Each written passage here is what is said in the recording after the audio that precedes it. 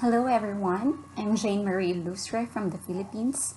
I am a graduate student in Centro Escolar University, taking up Doctor of Philosophy major in Mathematics Education. I am also a faculty member of the Math and Physics Department at the Technological Institute of the Philippines, and I will be presenting my research paper entitled Development and Evaluation of Game-Based Learning System for Differential Calculus.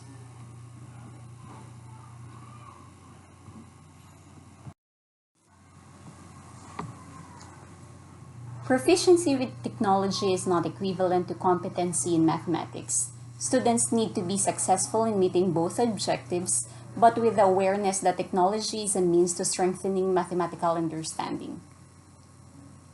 These advances in technology challenge the educators to think of ways on how they can make use of these innovations to their advantage. As educators, they can utilize these technologies to induce learning, to capture the students' interest, and employ them as positive motivation to enhance the mathematical skills of the learners. One of the methods or strategies that can be best explored is the game-based learning. Game-based learning is an innovative learning approach derived from the use of computer games that possess educational value or different kinds of software applications that use games for learning and education purposes such as learning support, teaching enhancement, assessment, and evaluation of learners.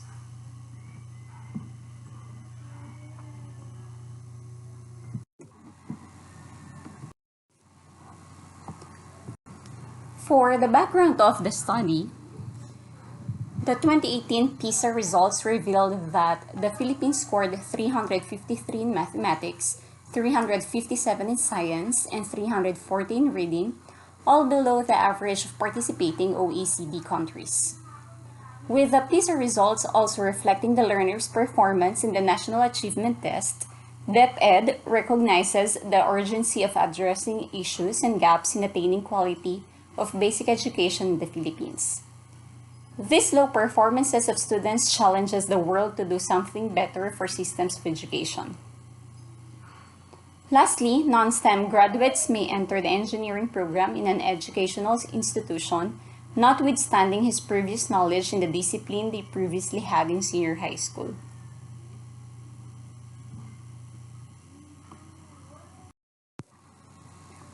For the methods of research, the descriptive and experimental methods of research were employed in this study. The descriptive method was used to describe the performances of the freshman engineering students in the General Mathematics Achievement Test, Diagnostic Test, and Post-Test, in Pre-Calculus and in Differential Calculus, and evaluation of the Game-Based Diagnostic Test. While the experimental method was used to determine the effectiveness of the game-based learning system in the academic performance of the non-STEM students in Differential Calculus.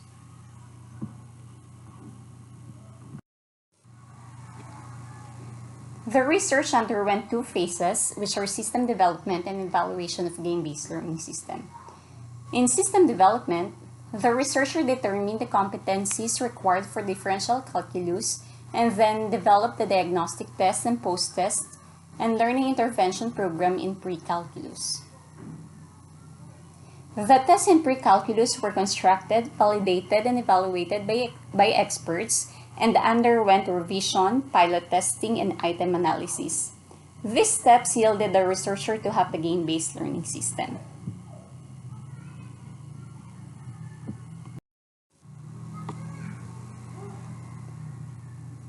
For the second phase, in the evaluation of the game-based learning system, the researcher administered the achievement test in general mathematics to establish comparability to the control and experimental groups.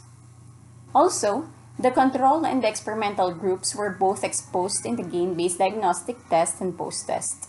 But the control group did not have an access in the learning intervention unlike the experimental group. Lastly, the researcher took the final grade in differential calculus for comparison of the academic performances of these two groups.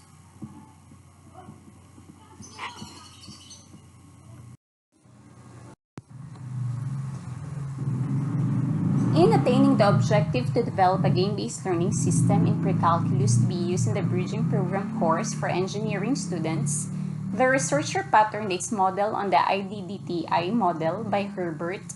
The IDDTI model consists of 5 phases: idea, design, development, testing, and implementation. In the idea phase, the researcher determined a number of things, including the subject matter, syllabus, topics to be covered, skills to be included, game design, and mechanics. Specifically, pre-calculus is the subject matter used in the game-based learning system. The topics that were covered are in the contents of analytic geometry, series and mathematical induction, and trigonometry. The learning system has 2 components: the game-based pre-test and post-test, and the supplementary material for learning pre-calculus. The mechanics in the learning system are as follows. The students shall answer the game-based pre-test. The students exposed to the game-based learning system will have an access to the supplementary material for learning pre-calculus, and the students shall answer the game-based post-test. In the design phase, the researcher determined the game contents, including the instructional design, game design specifications, and choice of programming language. The design of instruction in the learning system covers matters related to learning syllabus, player analysis, instructional goals, learning outcomes, and planning for teaching and learning strategies. As for the choice of programming language, the proposed platform, game engine, and authoring tools were determined by the researcher and the programmer.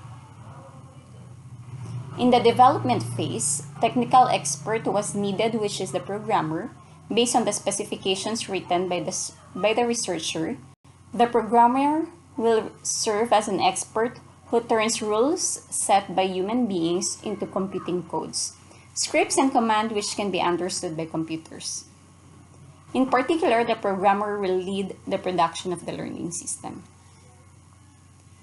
In the testing phase, the system was tested in various criteria, such as usefulness, efficiency, effectiveness, learnability, and satisfaction. It was conducted with a number of selected experts.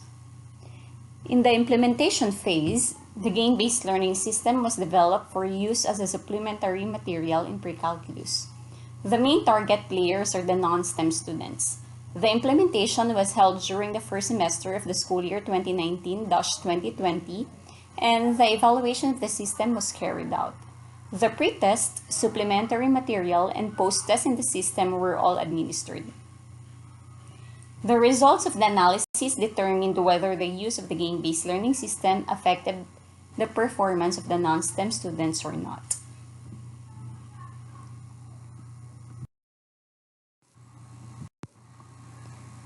For the second objective, which is the acceptability of the game-based learning system by the IT and math experts. First, the evaluation of the IT experts. The table illustrates how the acceptability of the game-based learning system was examined. The learning system was assessed using an evaluation tool which consisted of 8 categories, namely functionality, accessibility, technical, mobile design, privacy, data protection and rights, social presence, teaching presence, and cognitive presence. In general, the game-based learning system obtained an excellent rating from the IT experts as evidenced by a mean score of 9.20, thus indicating an acceptable learning system.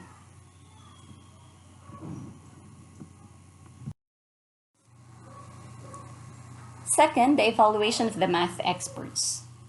The evaluators assess the math content in the learning system in 7 criteria: mathematical concepts, mathematical procedures, examples, mathematical representations, mathematical communication, presentation, structure, and written communication.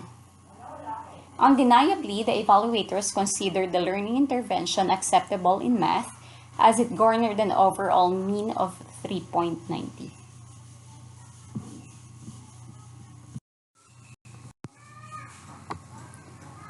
For the third objective, in the comparison of the difference of the pretest from the posttest of the control and the experimental groups, as exhibited in the table, the students exposed to game-based learning system with bridging programs scored much higher in analytic geometry, as supported by a mean score of 16.93, as compared to those who were in the traditional bridging program, who only obtained a mean score of 2.89.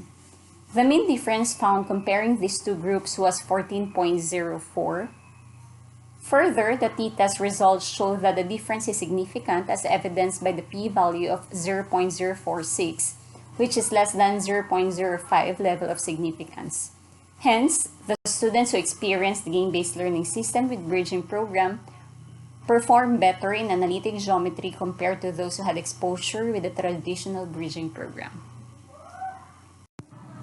In terms of series and mathematical induction, those who were exposed to the game-based learning system with bridging program earned a mean of 11.31, which is greater than the mean grade obtained by those in the traditional bridging, which is only negative 6.70. As reflected in the table, the mean of the scores of the control group was negative. This implies that the students performed well in the pretest rather than in the post-test. However, the t-test results show that the difference is not significant, as shown by the p-value of 0.053, which is greater than 0.05 level of significance. The said result denotes that there is no significant difference between the scores obtained by two groups in series and mathematical induction. As regards the performance of the students in trigonometry, the results reveal that those exposed to the game-based learning system with bridging program scored significantly higher as compared to those in the traditional bridging program, as evidenced by the mean scores of 14.24 and negative 0.57 respectively. It also shows that the control group recorded higher scores in their pretest as compared to the scores in the post-test. The t-test result likewise shows that the difference is significant as supported by the p-value of 0.032, which is less than the 0.05 level of significance. Thus, there is a significant difference between the scores obtained by the two groups in trigonometry in favor of the experimental group. With regard to scores obtained by the students in pre-calculus, those who were exposed to the game-based learning system with bridging program with a mean score 14.96 recorded a mean grade higher than those who were in the traditional bridging program who only earned a mean of 0.07. Evidently, the mean difference of these two groups was 14.89. When the results were compared, the t-test result indicated the difference is significant as supported by the p-value of 0.023, which is less than 0.05 level of significance. Therefore, there is a significant difference between the scores obtained by the two groups in pre-calculus.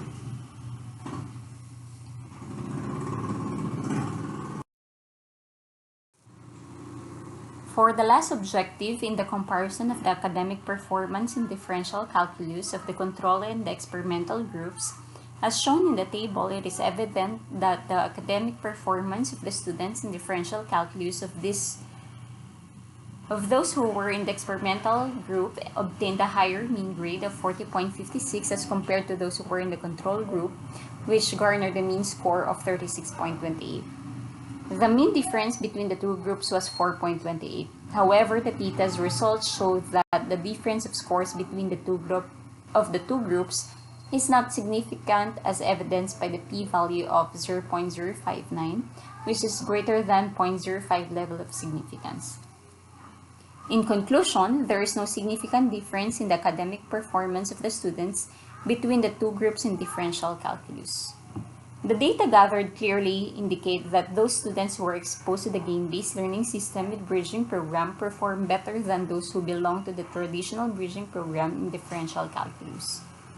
Considerably, the mean grades obtained by the two groups denote that the learning intervention in pre-calculus is not adequate enough to pass the course in differential calculus. Finally, the researcher concluded the following. First, the developed game-based learning system is an acceptable tool for learning.